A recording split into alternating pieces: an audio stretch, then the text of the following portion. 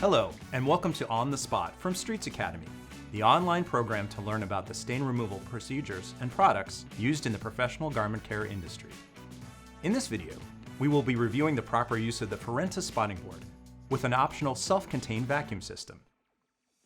We will also be reviewing the spotting tools and proper use of these tools to ensure the most safe and effective stain removal possible. Let's start with the main table of the board. This provides a surface to work on larger stains or to provide mechanical action to stains.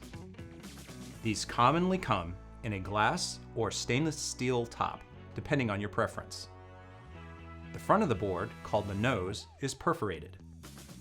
This is where the vacuum can be used to help pull air or steam through the stained fabric, to improve stain removal effectiveness, and to dry the stained area before cleaning or sending to the press. Now let's move to the spotting gun. This is where either air or steam will be released onto the fabric through the use of the foot pedals below. The pedal on the left provides steam, and the pedal on the right provides air. It is important to note that when using either air or steam, that you keep the gun perpendicular to the surface and several inches away. If you get too close or angle the gun, you can distort the fibers and possibly damage the fabric. Air and steam are commonly used in conjunction with a self-contained vacuum. This is activated by the middle pedal. Make sure the main power switch to the vacuum is on. The vacuum greatly speeds up the stain removal process. You will also notice a similar but smaller surface designed for working sleeves or tighter areas of garments. When using this part of the board, you need to pull it towards you to activate the vacuum feature. It can be used the same way as the larger area. Below the board is the net bag. This keeps any hanging parts of the garment from hitting the ground and becoming soiled.